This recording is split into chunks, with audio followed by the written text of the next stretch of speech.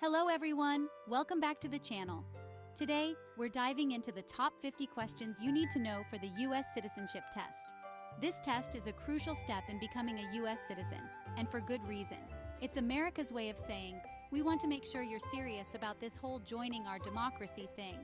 During the interview, you'll be asked up to 10 of these questions, and you need to answer at least 6 correctly to pass. So, let's dive in. What is the supreme law of the land? It's that thing you're always hearing about but maybe haven't actually read, the Constitution. What does the Constitution do? Well, for starters, it sets up the government, defines its powers, and most importantly, protects your basic rights as an American. The idea of self-government is right there in the first 3 words of the Constitution. What are they? We the people, of course. What is an amendment? It's simply a change or addition to the Constitution. What do we call the first 10 amendments to the Constitution? The Bill of Rights, they're kind of a big deal. What is one right or freedom from the First Amendment? Speech, religion, assembly, press, petition the government, take your pick. How many amendments does the Constitution have? It's gone through a few updates. 27 to be precise. What did the Declaration of Independence do? It's that document that boldly announced America's independence from Great Britain. What are 2 rights in the Declaration of Independence? Life, liberty, and the pursuit of happiness. Sounds like a decent weekend plan. What is freedom of religion? Well, it means you can practice any religion or no religion at all. What is the economic system in the United States? It's a capitalist economy, also known as a market economy. What is the rule of law? It's the principle that everyone, including those in power, must follow the law. No one is above it. Name one branch or part of the government. Well, there's Congress, which is the legislative branch, the president, who leads the executive branch, and of course the courts, known as the judicial branch. What stops one branch of government from becoming too powerful? It's that intricate dance of checks and balances and the separation of powers, ensuring that no single branch can dominate. Who is in charge of the executive branch? The one, the only, the President of the United States. Who makes federal laws? That would be Congress, the Senate, and the House of Representatives. They're the legislative branch. What are the 2 parts of the U.S. Congress? It's like a 2-for-1 deal. You get the Senate and the House of Representatives. How many U.S. senators are there? A nice round number 100. That's 2 for each state. We elect a U.S. senator for how many years? 6 years. That's longer than some celebrity marriages. Who is one of your state's U.S. senators now? That's for you to find out. Consider it homework. The House of Representatives has how many voting members? 435. Enough for a very lively party, I'd imagine. We elect a U.S. representative for how many years? 2 years. They're up for re-election more often than your local coffee shop changes its menu. Name your U.S. representative. Again, this is your time to shine. Get to Googling. Who does a U.S. senator represent? All the people of their state. It's a big job. Why do some states have more representatives than other states? Well, it all comes down to population, more people, more voices in the House.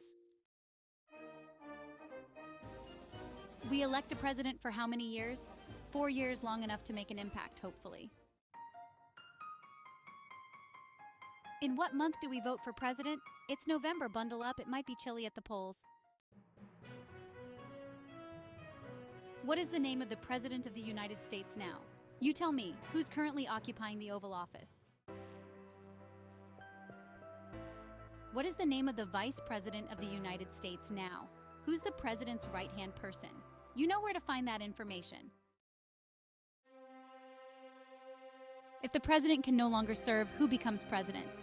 The vice president steps up to the plate. If both the president and the vice president can no longer serve, who becomes president? The Speaker of the House takes the reins. Who is the commander-in-chief of the military? The president holds that weighty responsibility. Who signs bills to become laws? The president. It's the final step in a bill becoming law. Who vetoes bills? The president can say no to a bill passed by Congress. It's a powerful check on their power. What does the president's cabinet do? Well, they're like the president's inner circle, offering advice and heading up different departments. What are two cabinet-level positions? Take your pick. There's the Secretary of Agriculture, Commerce, Defense, Education. The list goes on. What does the judicial branch do? Well, they're the referees of the government, reviewing laws, explaining them, and resolving disputes. What is the highest court in the United States? It's the Supreme Court, the final word on legal matters. How many justices are on the Supreme Court? 9 justices. They've got a lot on their plate. Who is the Chief Justice of the United States now? That would be John Roberts. He leads the Supreme Court. Under our Constitution, some powers belong to the federal government. What's one? Printing money, declaring war, creating an army, making treaties. They've got some big responsibilities. Under our Constitution, some powers belong to the states. What's one? Providing schooling, police, fire departments, issuing driver's licenses. They handle the day-to-day things. Who is the governor of your state now? Time for more Googling. Who's running your state? What is the capital of your state? I'm not giving you all the answers. Time to brush up on your state trivia. What are the two major political parties in the United States? The Democrats and the Republicans. They're often at odds, to say the least. What is the political party of the president now? Is it a donkey or an elephant running the show? You know what to do.